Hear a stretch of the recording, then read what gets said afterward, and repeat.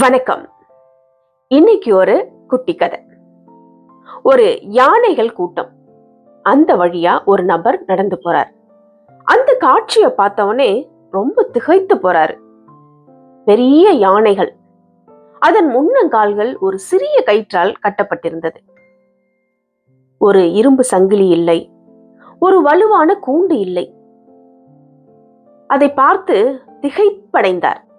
எந்த நேரத்திலும் அந்த கயிற்றை அறுத்து விட்டு ஓட முடியும் என்ற நிலையிலும் அந்த யானைகள் ஏன் ஓடவில்லை, அசையாமல் நிற்கின்றன என்று ஆச்சரியத்துடன் பார்த்தார்.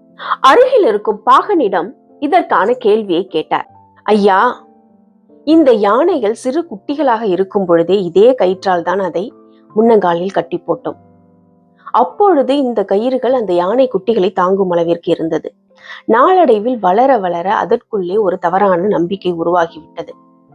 இந்த கயிற்றை தாண்டி நம்மால் போக முடியாது என்று அதன் மனதில் திண்ணமாக பதிந்து விட்டது. இப்பொழுது இந்த யானைகள் வளர்ந்த பிறகும் அதை விட்டு வெளியே செல்ல அவை முயற்சிப்பதே இல்லை.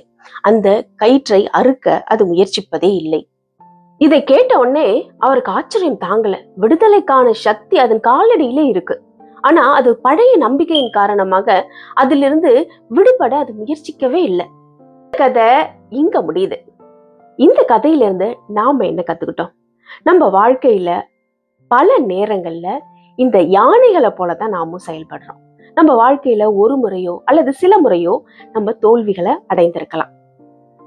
அதனாலேயே மீண்டும் முயற்சி செய்தால் தோல்வி அடைந்திடுவோம் என்ற அந்த பழைய கயிற்றாலேயே பழைய நம்பிக்கை கயிற்றாலேயே நம்மை கட்டி கொள்கிறோம்.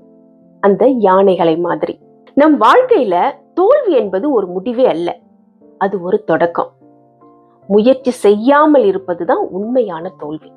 அதனால கயிற்றை அறுக்க துணியாத யானையை போல இல்லாமல் துணிந்து நம்பிக்கையுடன் போராடி ஜெயிப்போம். நீங்க என்ன சொல்றீங்க?